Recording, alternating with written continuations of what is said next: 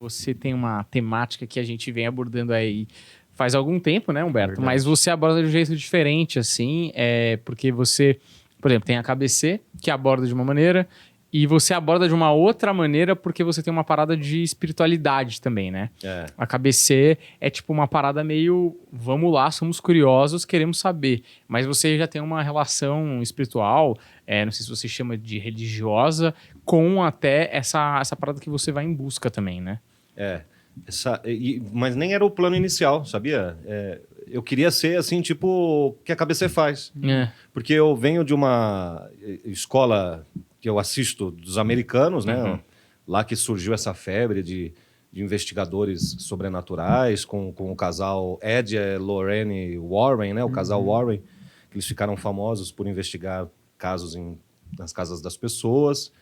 E ela era uma espécie de vidente paranormal e ele entrava com um aparato técnico, né? Gravadores para conseguir captar os EVPs dos espíritos, a câmera e tal.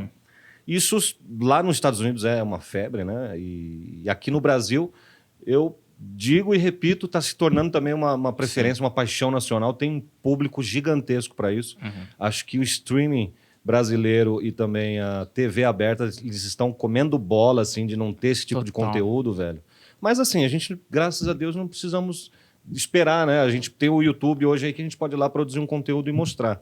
Então, eu queria ser um investigador para captar evidências a princípio, mas tive que entrar até a cabeça com essa história da espiritualidade porque aconteceu de uma mentora espiritual entrar nessa história. E aí aconteceu a coisa, ficou um investigador assim com um viés bem espiritualista. Mas eu sou independente, viu? Não tenho religião. Não levo bandeira de religião. Certo. Mas, A gente não tá bem hoje. A gente já foi melhor. Fora esse Spirit Box mexe com a nossa sintonia. Eu acho que sim. Tem alguém aqui? Eu queria entrar, não sei se é isso que você queira falar. Vai lá, você também. Que eu acho bom essa parada, eu acho bom a gente falar um pouco, porque você falou que entrou uma mentora espiritual aí no seu caminho, e antes disso você não tinha... Você, obviamente, acreditava que tinha alguma parada, mas não tinha nenhum convencimento de espiritismo, nada disso.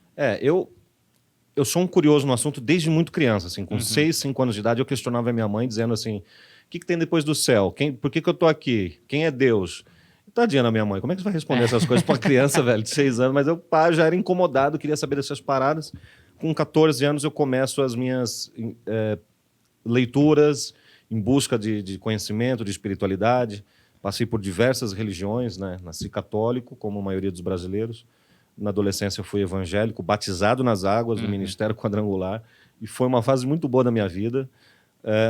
Depois parti para o espiritismo, frequento Umbanda, tenho afinidade com candomblé, com com o xamanismo, as religiões orientais, o budismo. Então eu tenho afinidade com todas essas religiões, mas me considero... sou um sincretista, mas me considero um espiritualista independente, né? Então, assim, eu não levo a bandeira do espiritismo, ou da Umbanda, ou do evangélico. Eu sou um espiritualista independente, já tinha essas crenças, né? Porque o espiritismo ele dá toda essa base dos mentores espirituais, dos guias.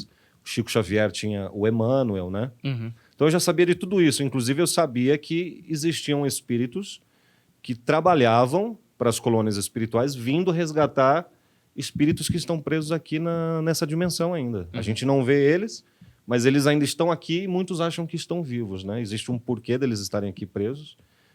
Então, disso tudo eu já sabia. Eu só não sabia que nessa fase, nessa etapa da minha vida, essa mentora iria se revelar, e ela se revelou mesmo, depois com nome e tudo, e para eu ter a oportunidade de mostrar, através dos áudios, os diálogos de como são feitos os resgates espirituais, cara.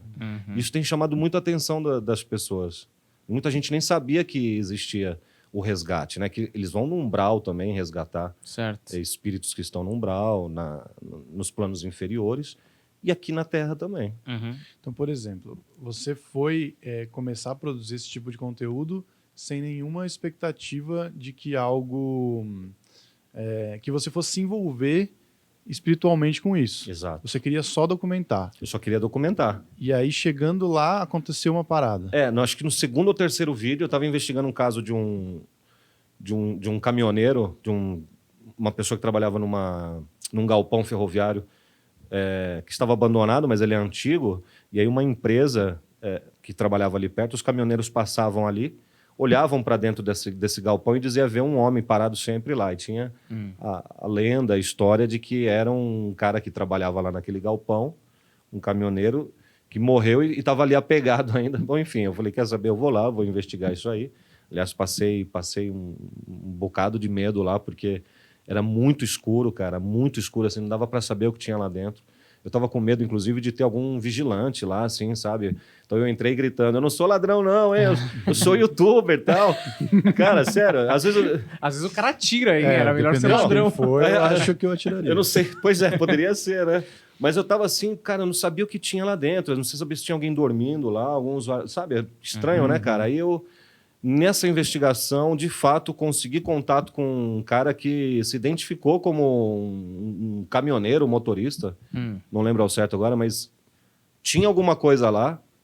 E nesses diálogos que eu consegui gravar, na hora de editar, estava fazendo a decupagem com a minha esposa, ela falou assim, você percebeu que tem uma mulher aí?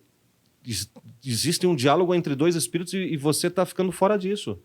E fomos editando e fomos decupando e era isso mesmo. A mentora Sara estava dizendo assim para a pessoa, olha como a tua energia é bonita, é boa, você é uma pessoa, você não quer ir comigo? Vamos comigo, eu vou te ajudar, eu vou te levar daqui. Aí eu fiquei enlouquecido com isso, eu falei, caraca, velho, tava acontecendo um resgate espiritual ali, meu irmão.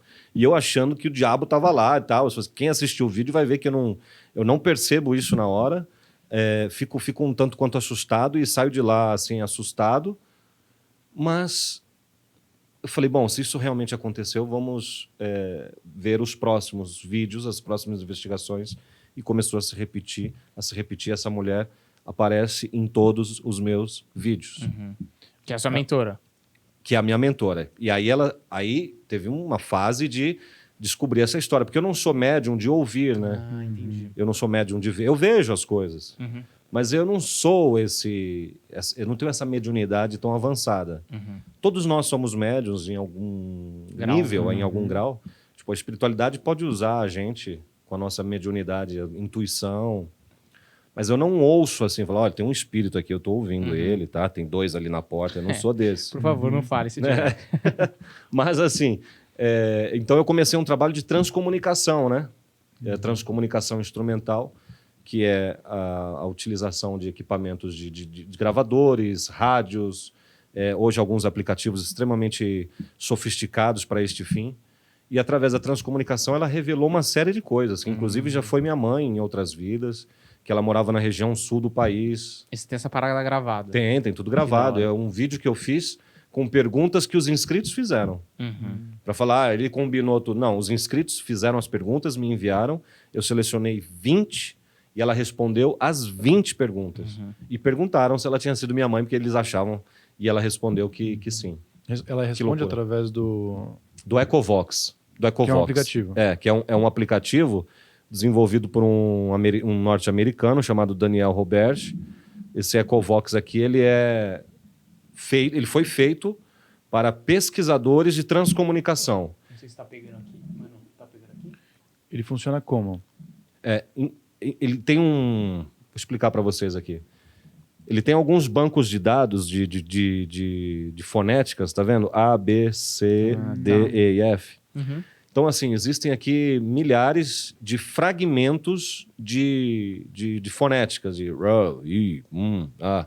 Fragmentos de vozes de mulheres e de homem, vozes graves e vozes agudas. Tem uma série de configurações aqui que você pode fazer para equalizar, reverberação, graves, agudos.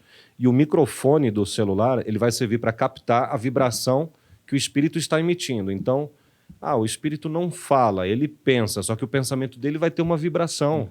E essa configuração desse aplicativo, ele vai receber essa vibração, vai buscar lá no embaralhamento da fonética, vai unificar aquilo e transformar em palavras ou frases. Às vezes sai uma frase inteira. Caramba. Ah, Rodolfo, mas como é que você... Rodox, né? Rodolfo... Mais respeito, pô. eu me chamo de Rodolfo. Então, assim, como é que você tem certeza que isso funciona? Tem um cara chamado Evandro Melo, ele até tem um canal no YouTube, estou em contato com ele, ele me mandou algumas coisas também. Ele é um especialista em softwares e eletrônica, ele está desenvolvendo até equipamentos para investigadores do sobrenatural. E ele está usando esse conhecimento dele para desmistificar algumas coisas. Existem diversos aplicativos como esses aqui, tá? Tá. Muitos gratuitos. Esse aqui é pago, acho que custa mais ou menos uns R$120. E por que o valor dele é até alto? Assim, não é caro, mas assim, já dá uma selecionada em quem vai baixar. Curiosos mesmo não vai gastar 100 conto. Cara, tem que tá afim mesmo. Só quem está afim mesmo de fazer uma pesquisa. O Evandro, ele abriu, assim, ele conseguiu decodificar o aplicativo e baixar todos os arquivos que tem nele. Para descobrir se existiam palavras pré-gravadas aí dentro. Porque se existem palavras pré-gravadas, ainda assim a gente pode ter um nível de confiança elevado, porque existe a lei da sincronicidade. Sim. Então, usando a lei da sincronicidade, o plano espiritual poderia usar essas palavras pré-gravadas. Mas, para minha alegria, ou para a nossa alegria, não existe nenhuma palavra formada dentro desse aplicativo. Entendi. Então, a comunicação, as respostas que saem são 100% confiáveis. Porque elas não têm explicação lógica, então vem de algum lugar. Para o nível de aleatoriedade de encaixar isso, né?